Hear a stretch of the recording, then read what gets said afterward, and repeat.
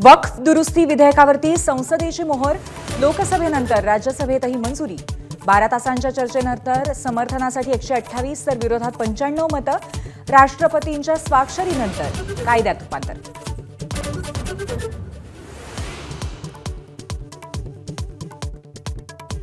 वक्फ board सुधारणा विधेयकाच्या मतदानाच्या वेळी शरद पवारांची अनुपस्थिती, प्रकृती अस्वास्थ्यामुळे गैरहजर राहिल्याची माहिती।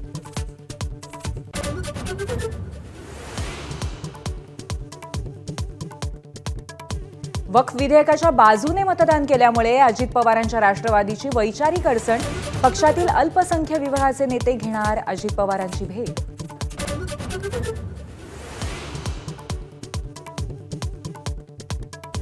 मणिपूरमधल्या राष्ट्रपती राजवटीवर राज्यसभेची ही मोहर, पहाटे 4 वाजता आवाजी मतदानाने ठराव मंजूर।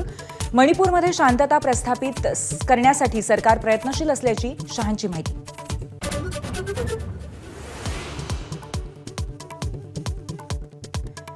मुख्यमंत्री फडणवीसांचा 100 दिवस आराखडा बैठकांचा धडाका, संबंधित विभागांना लक्ष्यपूर्तीसाठी निर्देश। सलग तिसऱ्या दिवशी आजही काही विभागांचा आढावा घेतला जाणार।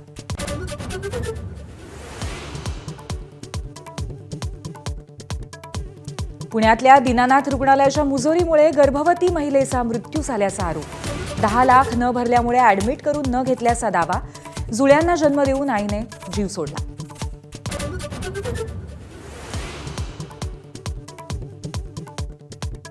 नागपुरामध्ये भाजी बाजारात झालेल्या गोळीबारामध्ये एकाची हत्या आणि 1 जखमी। गोधनी परिसरामध्ये तणाव, पोलीस बंदोबस्त तैनात।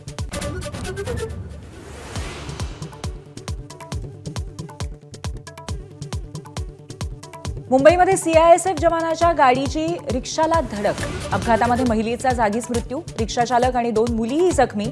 जवान मद्यधुंद अवस्थेमध्ये गाडी चालवत असल्याचा नातेवाईकांचा आरोप।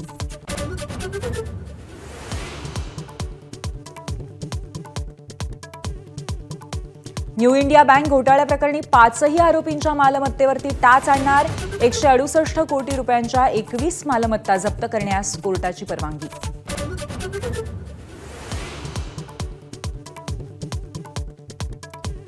पुण्यासह रायगड, सातारा, महाबळेश्वरमध्ये अवकाळीचा तडाखा।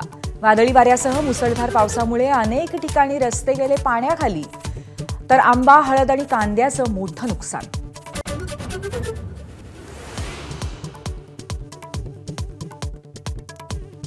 हिंदी चित्रपटसृष्टीतील ज्येष्ठ अभिनेते मनोज कुमार यांचं दीर्घ आजाराने निधन।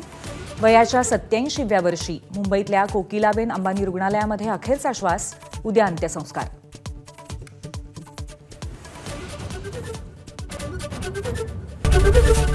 एबीपी माझा, उघडा डोळे बघा नीट। एबीपी माझा, उघडा डोळे बघा नीट।